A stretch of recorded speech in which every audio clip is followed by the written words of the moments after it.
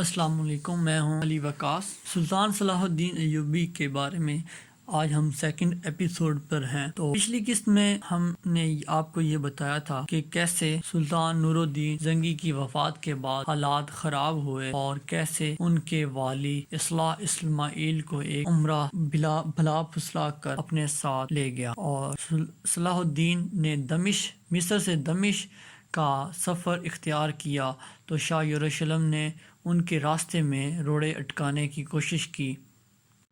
ابھی اس بات سے ہم اس قسط کا آغاز کرتے ہیں، تو آئیے شروع کرتے ہیں۔ یروشلم نے قلعہ کرک پر لشکر بھیج کر صلاح الدین کو ضبط کرنے کے لیے ایک اچھی حکمت عملی تیار کی تھی۔ ان کا خیال تھا کہ صلاح الدین قلعہ کرک کے ساتھ جانے والے راستے سے گزرے گا اور یروشلم کا لشکر صلاح الدین کو اس ریگستانی علاقے میں گھیر کر بڑی حد تک پریشان کر سکے گا، لیکن صلاح الدین نصرانیوں سے کہیں زیادہ دور اندیش تھا اور ذہین تھا۔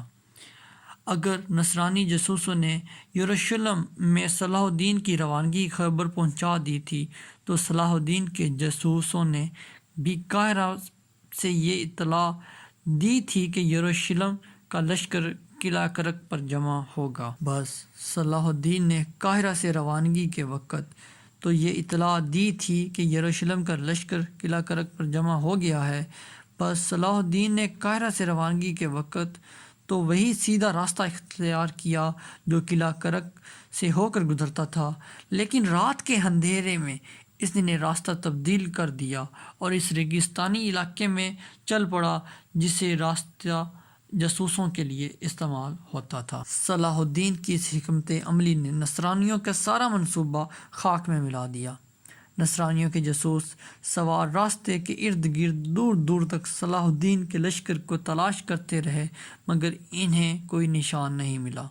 پھر جب انہیں 5ویں دن اطلاع ملی کہ قاہرہ کا لشکر راستہ کاٹ کر کرک سے بہت آگے نکل چکا ہے تو وہ اپنے منہ پھٹے بند نہ کر سکے۔ ادھر صلاح الدین اپنے 700 سوار لے کر دمشق پہنچ گیا۔ امیر صلاح الدین کے داخلے کے وقت دمشق میں سوائے شمس الدین ابن مقدم اور کوئی قابل ذکر امیر موجود نہ تھا۔ یہ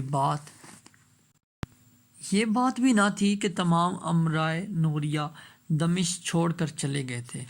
صلاح الدین کے ہمدرد اور حمایتی امراء بھی دمشق میں موجود تھے، مگر امراء دوسروں کی طرح مفاد پرست نہیں تھے۔ وہ سلطنت دمشق کو مضبوط دیکھنا چاہتے تھے اور اسی بات کے خواہشمند تھے، اسی لیے انہوں نے صلاح الدین کو مصر چھوڑ کر دمشق آنے کی دعوت دی تھی۔ سلطان نور الدین زنگی کی انتقال کے بعد شمس الدین ابن مقدم سب امیروں پر حاوی تھا، اس لیے وہ زبردستی شہزادہ مالک اصلاح اسماعیل کا سرپرست اعلیٰ بن بیٹھا اور کار سلطنت سنبھال لیا۔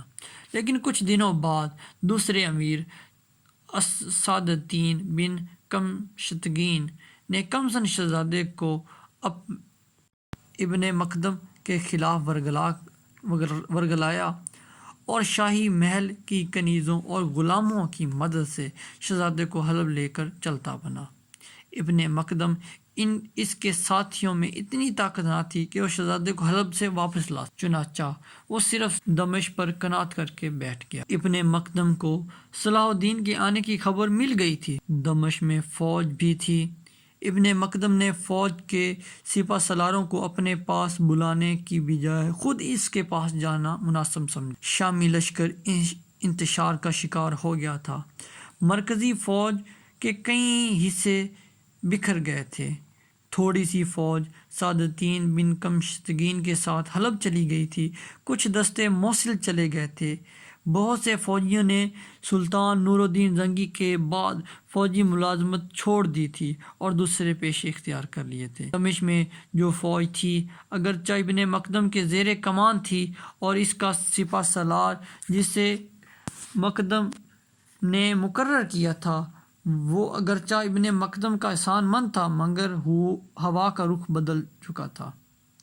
امیر صلاح الدین نے دمشق پہنچ کر خبروں صلاح الدین کی دمشق پہنچنے کی خبروں نے دمشق کی بست سیاست کو الٹ کر رکھ دیا تھا۔ ابن مقدم فوجی چھونی میں پہنچا تو دمشق کے سپہ سالار نے اس کے استقبال میں سرد موری کا عام سر انجام دیا۔ ابن مقدم نے فوری اندازہ کر لیا کہ فوج بھی صلاح الدین کی آمد کی خبر سے متاثر ہوئی ہے، چنانچہ ابن مقدم نے گفتگو میں خود پہل کی۔ ابن مقدم نے نہایت نرم اور دوستانہ لہجے میں کہا، سالار دمشق کو معلوم ہو چکا ہے کہ امیر صلاح الدین مصر کی حکومت اپنے بھتیجوں کے حوالے کر دمشق کی زنگی حکومت پر قبضہ کرنے کے لیے ایک عظیم لشکر کے ساتھ دمشق کی طرف بڑھ رہا ہے۔ امیر ابن مقدم کا خیال درست ہے۔ سالار نے بے دلی سے کہا، مجھے معلوم ہے کہ امیر صلاح الدین دمشق تشریف لا رہے ہیں۔ سالار کے اس جواب پر ابن مقدم کا دل بجھ گیا، پھر بھی اس نے ڈٹائی سے کہا، کیا سپہ سالار کے خیال میں صلاح الدین کا دمشق آنا سلطنت دمشق سے غداری کے مترادف نہیں؟ اس بارے میں کیا کہہ سکتا ہوں؟ سپہ سالار کا یہ رویہ سرد تھا۔ یہ تو اقتدار حاصل کرنے کا مسئلہ ہے، اس کا جواب اقتدار کے حقدار ہی دے سکتے ہیں، سپہ سالار نے کہا۔ ابن مقدم کو پھر بھی کوئی کامیابی کی صورت نظر نہ آئی۔ اس نے بات گھما کر سوال کیا، میں نے حقدار شہزادے ملک اصلاح اسماعیل کو جانشین مقرر کیا، آپ کے خیال میں شہزادہ ملک اصلاح صلاح الدین دمشق کا جائز حقدار؟ سپہ سالار نے جواب دیا، ضرور ہے، اس سے کون انکار کر سکتا ہے؟ ابن مقدم مایوس ہو کر بولا، تو کیا آپ دمشق کے بغیر جنگ کے صلاح الدین کے حوالے کر دیں گے؟ ایسا موقع پر کیا بات ممکن ہے امیر مقدم؟ سپہ سالار نے ٹکا سا جواب دیا، جہاں تک امیر صلاح الدین کے دمشق شہر میں داخلے کا تعلق ہے، اس کے لیے ہم قطعی مزاحمت نہیں کریں گے۔ دمشق کے تمام شاہی فوج قلعہ دمشق میں جمع ہو چکی ہے، قلعے کی حفاظت کرنا ہمارا فرض ہے۔ ہم امیر صلاح الدین سے جنگ نہیں چاہتے، لیکن یہ ضرور ہے کہ دمشق کا قلعہ امیر صلاح الدین کے حوالے اس وقت تک نہیں کیا جائے گا جب تک ہم امیر موصوف سے بعض ضمانتیں اور وضاحتیں حاصل نہ کر لیں۔ امیر مقدم کی آخری امید کا ستارہ بھی ٹوٹ گیا تھا، اب سے اپنی فکر پڑ گئی تھی اسے۔ اس نے بڑی امید سے کہا، کیا میں امید کروں کہ سپہ سالار مجھے بھی قلعے میں رہنے کی اجازت عطا فرمائیں گے؟ نہیں، ضرور ضرور، سپہ سالار نے اسے یقین دلایا، آپ آخر ایک معزز امیر ہیں، پھر آپ سلطان مرحوم کے جانشین شہزادے ملک اصلاح اسماعیل کے سرپرست رہ چکے ہیں۔ ہر چند یہ عرصہ بہت مختصر تھا، لیکن دمشق کی تمام فوج نے آپ کو سرپرست تسلیم کر لیا تھا۔ ابن مقدم کا ڈوبتا دل ٹھہر گیا۔ اس نے لجت سے کہا، سپہ سالار، میں آپ کے اس احسان کو زندگی بھر نہ بھولوں گا۔ آپ جانتے ہیں کہ میں شہزادے کی سرپرستی تمام امراء کے کہنے پر قبول کی۔ آپ ٹھیک فرما رہے ہیں، سپہ سالار نے کہا۔ صلاح الدین کے دمشق کی طرف روانگی سلطنت یروشلم اور سلطنت دمشق میں جنگ کی آگ کی طرح پھیل گئی۔ یروشلم کی فوجی دستے قلعہ کرک پر صلاح الدین کو روکنے کے لیے پہنچ گئے تھے، لیکن امیر صلاح الدین نے انہیں چکائی دے کر ریگستانی راستے میں دمشق کے قریب پہنچ گیا۔ ادھر دمشق، حلب اور موصل میں اس خبر نے لرزہ پیدا کر دیا تھا۔ والی موصل نے چونکہ دمشق کے حالات میں ہاتھ ڈالنے سے انکار کر دیا تھا، اس لیے اسے کچھ اطمینان تھا، مگر حلب میں امیر سعد الدین بن قمشتگن کا حال پترا ہو رہا تھا۔ وہ شہزادے ملک اصلاح اسماعیل کو بھلا پھسلا کر حلب لے آیا تھا، اس لیے ایک طرف تو دمشق میں رہ جانے والے تمام امراء اس کے مخالف ہو گئے تھے، بلکہ وہ امراء بھی اس کے خلاف تھے جنہیں وہ جبراً اپنا متعین بنانا چاہتا تھا۔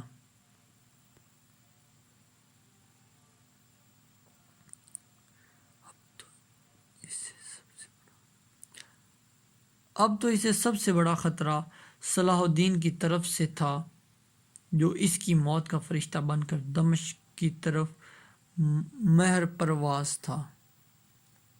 امیر صلاح الدین بے انتہا ذہین شخص تھا۔ وہ اچانک دمشق نہیں پہنچا، بلکہ دمشق سے 2 منزل کی دوری پر آ کر اس نے قیام کیا۔ اسے دمشق، موصل اور حلب کی دم دم کی خبریں مل رہی تھیں، لیکن اس کا یہ مقصد تھا کہ ایک تو اسے تمام مرکزی مقامات پر اپنے خلاف اور متوقعات میں ہونے والی کارروائیوں کی تازہ ترین صورتحال معلوم ہوتی رہے، جو دمشق شہر میں پہنچ کر ہونا مشکل تھی۔ دوسرا یہ بھی چاہتا تھا کہ دمشق میں اس طرح داخل ہو جیسے کوئی جلدی نہیں۔ اس عمل کا یہ اثر ہوا کہ اس کے مخالفین کی قوت برداشت جواب دے گئی اور وہ بدحواس ہو کر الٹی سیدھی باتیں کرنے لگے۔